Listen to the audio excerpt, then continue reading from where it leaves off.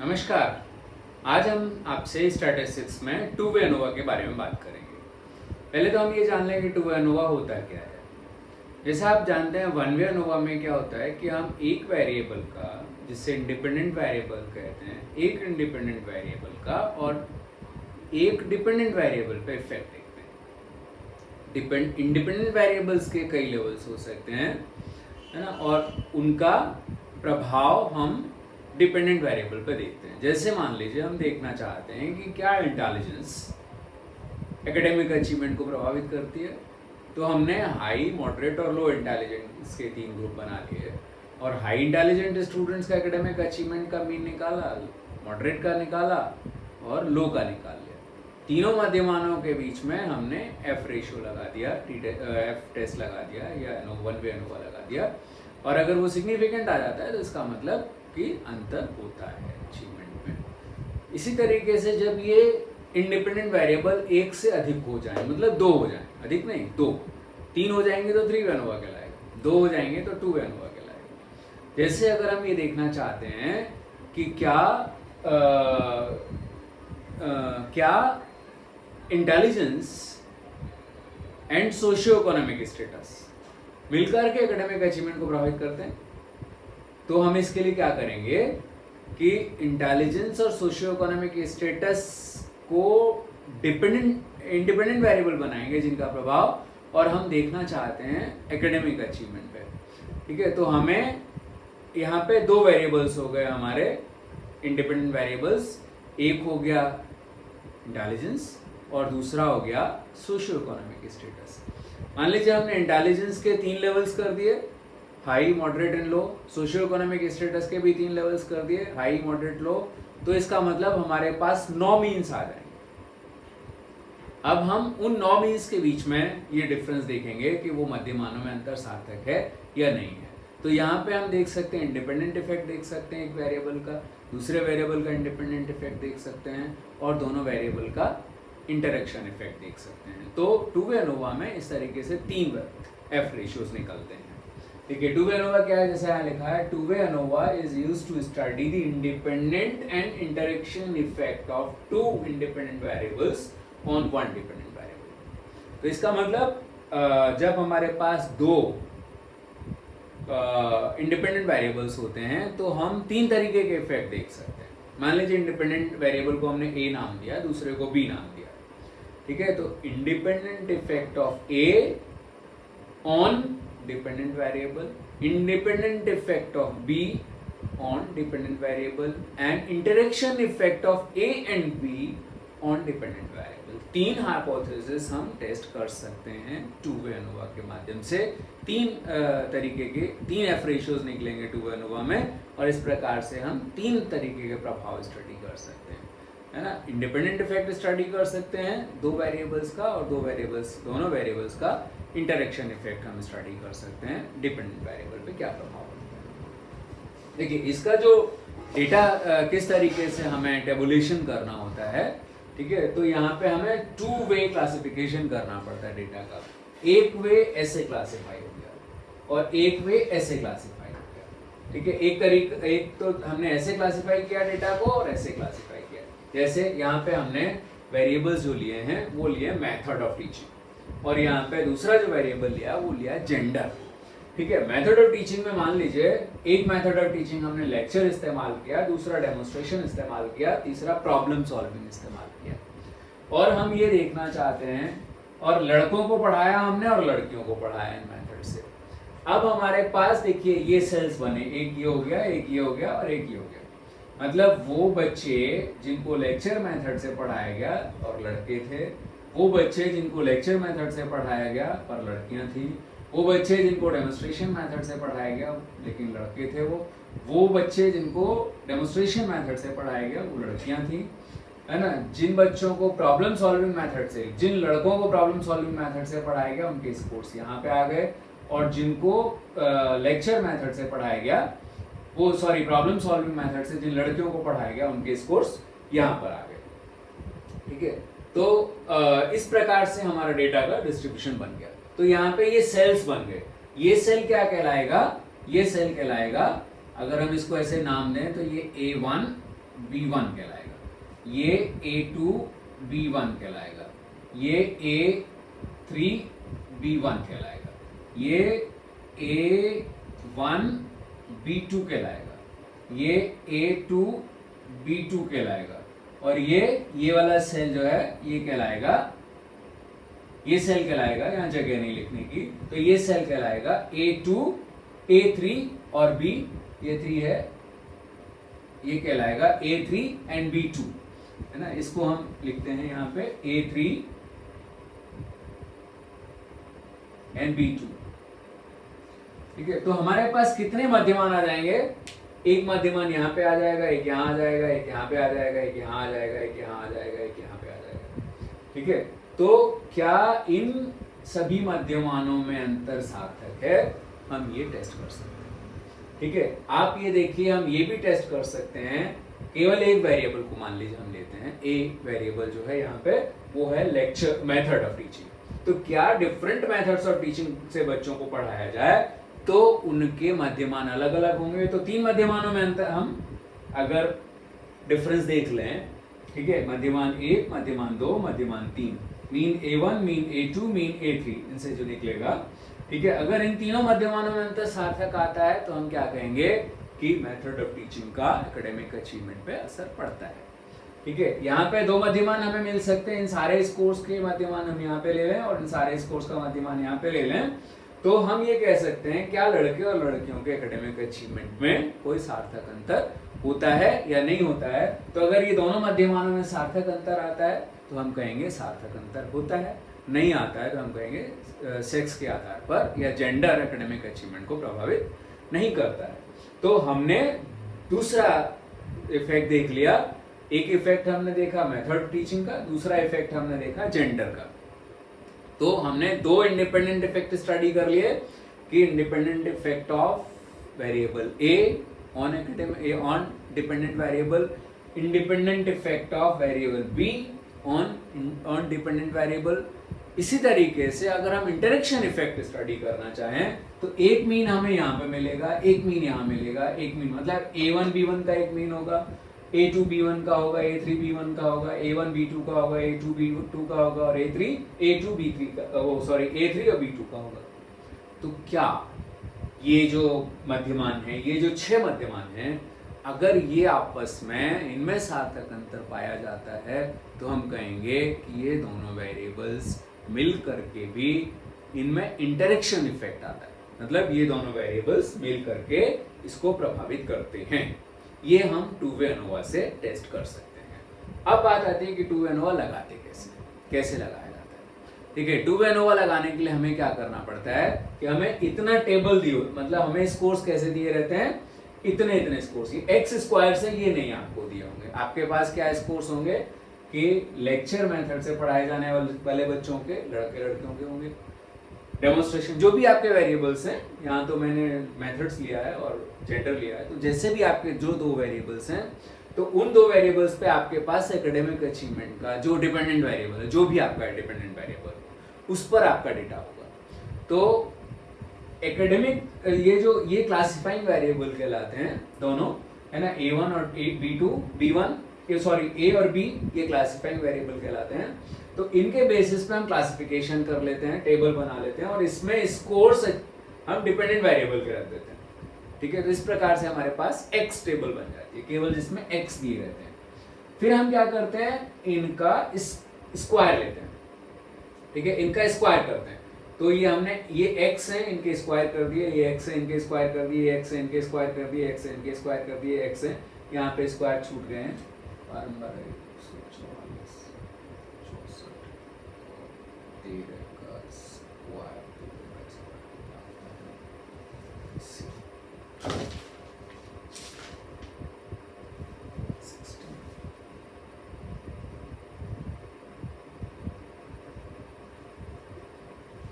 ठीक है, इनके स्क्वायर हमने कर दिए। इसी तरीके से ये जो स्कोर्स हैं सबके स्क्वायर्स कर दिए।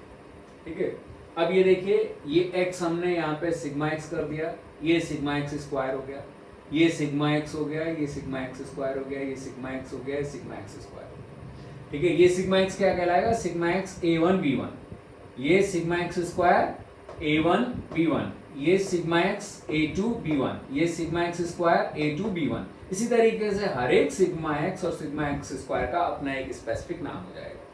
ये सिग्मा एक्स क्या कहलाएगा a1, ये सिग्मा एक्स a2, ये सिग्मा एक्स a3, ठीक है, ये सिग्मा एक्स b1, ये सिग्मा एक्स b2 कहलाएगा, ठीक है, और ये sigma x square a1 b1 कहलाएगा और ये सिग्मा एक्स स्क्वायर b2 कहलाएगा, ठीक है। इसी तरीके से ये इनका टोटल या इनका टोटल जब आप करोगे तो दोनों बराबर ही आएंगे।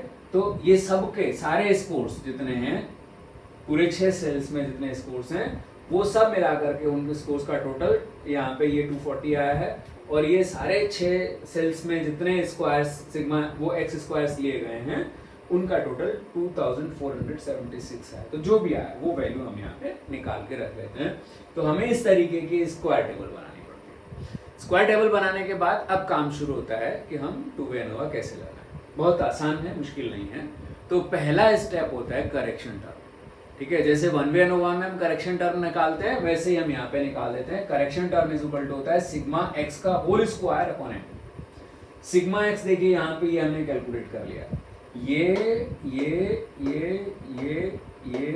इन सबको जोड़ दो तो सिग्मा एक्स 2, मतलब 6 सेल्स हैं आपके पास, सभी का सिग्मा एक्स जोड़ दीजिए तो ये आपके पास 240 आ जाएगा। तो 240 यहाँ पे रख दीजिए, उसका होल स्क्वायर करिए और n यहाँ पे कितना है, यहाँ पे इस एग्जांपल में अगर हम देखें तो 1 2 3 4 5, हर एक में 5 है। तो 1 2 3 4 5 6 सेल्स हैं हमारे पास, हर एक में 5 5 n है। तो 6 पंजे 30 n हो गया, 30 से डिवाइड कर देंगे तो हमारे पास करेक्शन टर्म आ जाएगा।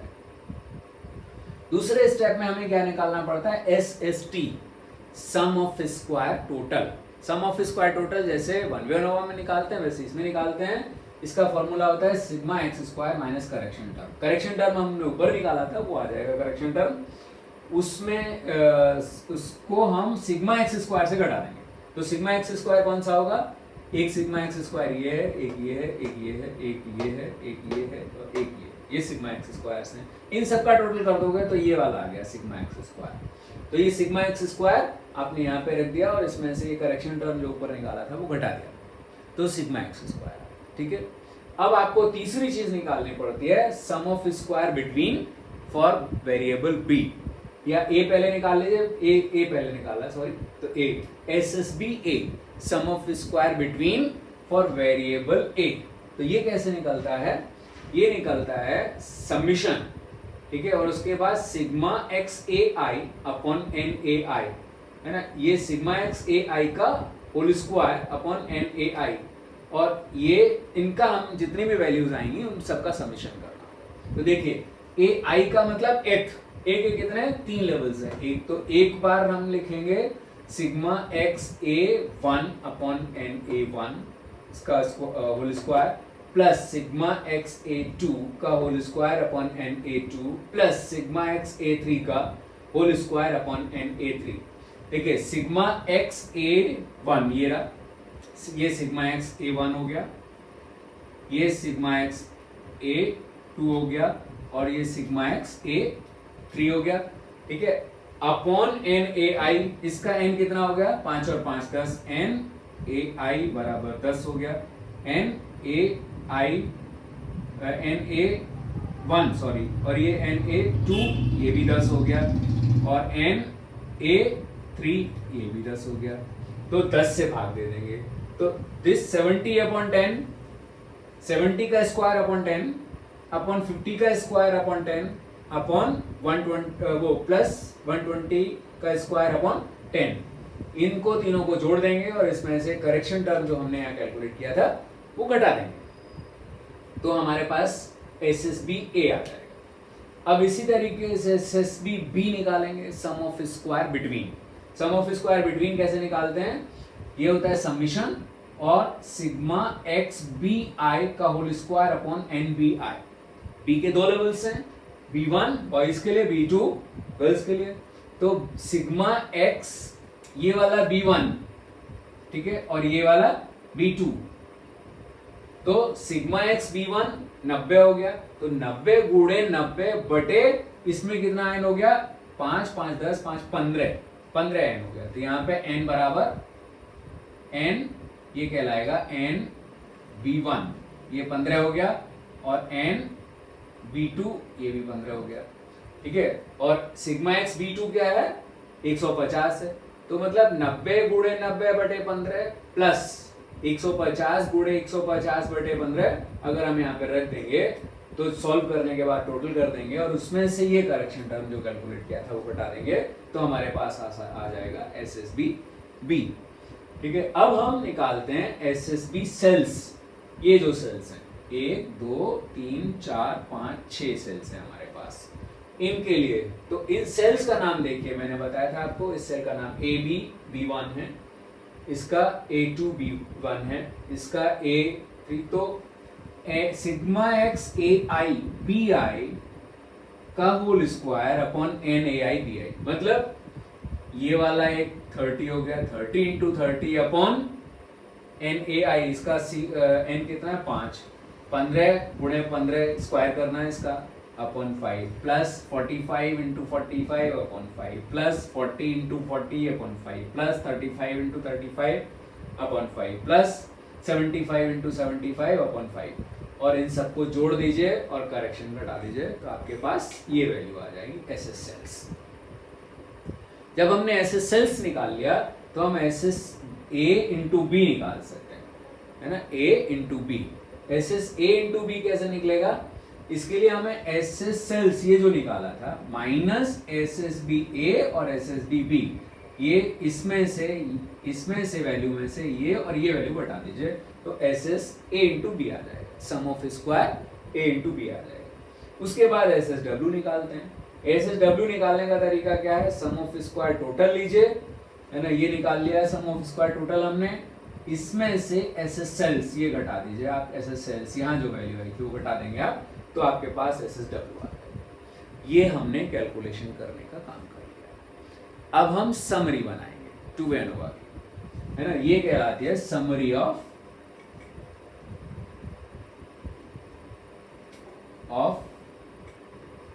टू वे एनोवा, मतलब ये समरी टेबल है ना, summary of to way ANOVA, summary table of to way ANOVA कह लीजिए या summary of to way ANOVA. तो इसमें वही कॉलम्स होते हैं जो 1 वे में होते हैं। पहला कॉलम होता है सम ऑफ स्क्वायर्स का, मतलब यहाँ पे नाम बताना है कि कौन से सम ऑफ स्क्वायर्स है ना। सोर्स क्या है, सोर्स ऑफ वेरिएंस क्या है, इसको आप सोर्स ऑफ वेरिएंस भी कह सकते हैं, है ना, सोर्स ऑफ वेरिएंस। तो एक तो सोर्स वेरिएंस का सम ऑफ स्क्वायर बिटवीन ए है, ठीक है। देखिए SST बराबर 1 वे एनोवा में होता है SSB प्लस SSW। 2 वे एनोवा में SSB के 3 हिस्से हो जाते हैं, तो 2 वे एनोवा में SST बराबर होता है SSBA plus SSBB plus SSBA into B plus SSW, ठीक है। ये 4 सोर्स हो जाते हैं, है ना। यहाँ पे 2 सोर्स होते हैं SSB और SSW, यहाँ पे SSB के 3 हिस्से हो गए, SSBA, SSBB, SSBA into B, ठीक है, और SSW, तो 4 सोर्सेज हो गए, वही यहाँ पे चारों लेके जाएंगे, उन सबका टोटल SST कहलाता है।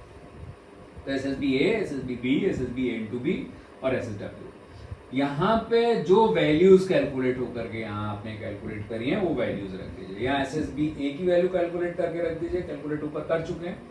यहाँ SSBB की वैल्यू रख दीजिए, यहाँ SSBA इंटू B की वैल्यू रख दीजिए, यहाँ SSW की वैल्यू रख दीजिए, और यहाँ SST, है ना, ये सारी चीजें आप कैलकुलेट कर चुके हैं।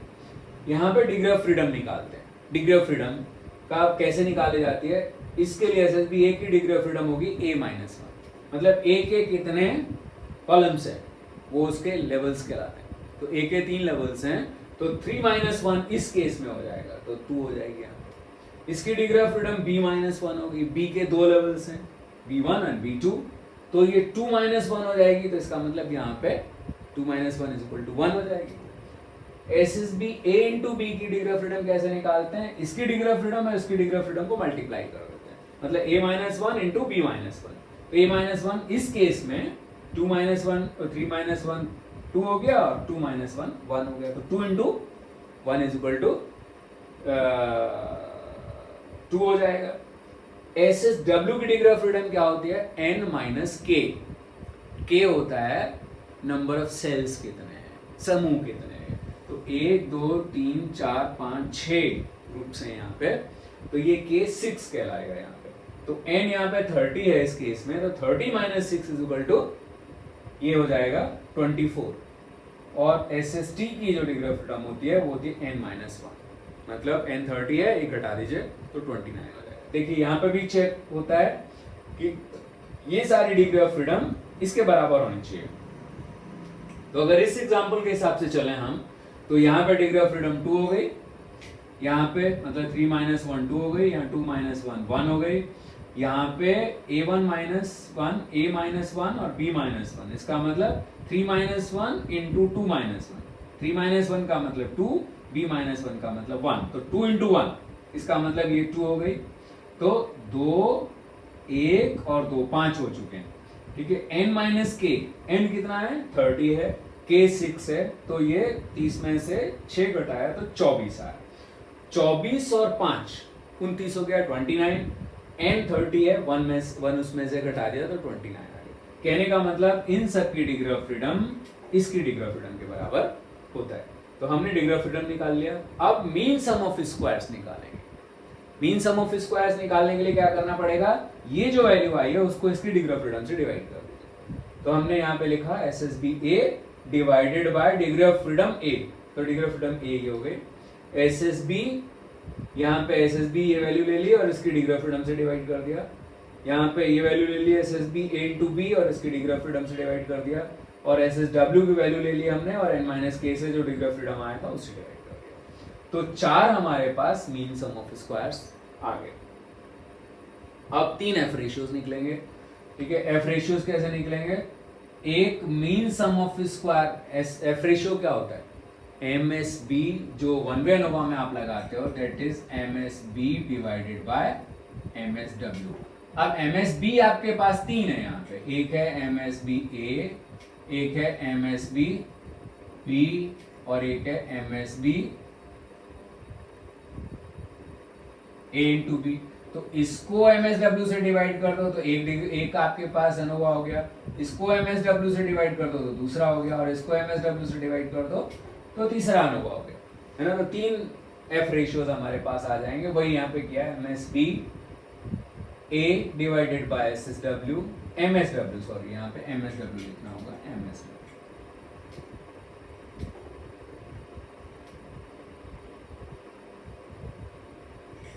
और यहाँ पर भी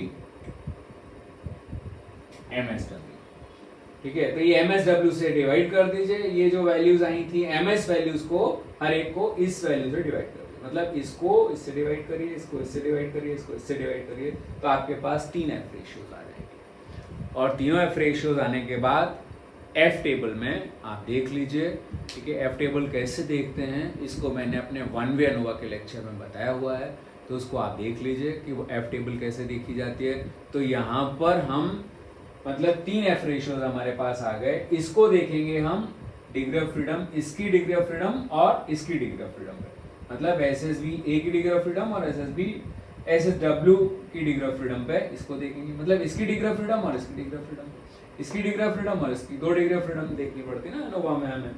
तो और इसी तरीके से इसकी डिग्री ऑफ फ्रीडम और इसकी डिग्री ऑफ फ्रीडम जो भी होगी उन पर हम देखेंगे कि जो कैलकुलेटेड वैल्यू है अगर वो टेबल वैल्यू के बराबर या उससे अधिक आती है तो अंतर सार्थक है, प्रभाव पड़ रहा है, और अगर उससे कम आती है तो अंतर सार्थक नहीं है और प्रभाव नहीं पड़ रहा है। तो जैसे 1 वे ANOVA में एफ रेशियो को इंटरप्रेट किया जाता है, ठीक उसी तरीके से यहाँ 3 एफ रेशियोज हैं हमारे पास, तीनों को उसी तरीके से इंटरप्रेट किया जाता है। तो इस प्रकार से हम 2 वे ANOVA का इस्तेमाल कर सकते हैं जब हम 2 वेरिएबल्स का किसी एक वेरिएबल पे इफेक्ट देख रहे हैं, 2 इंडिपेंडेंट वेरिएबल्स का जब किसी एक डिपेंडेंट वेरिएबल पे इफेक्ट देखते हैं तो हम 2 वे ANOVA का इस्तेमाल करते हैं। Thank you very much.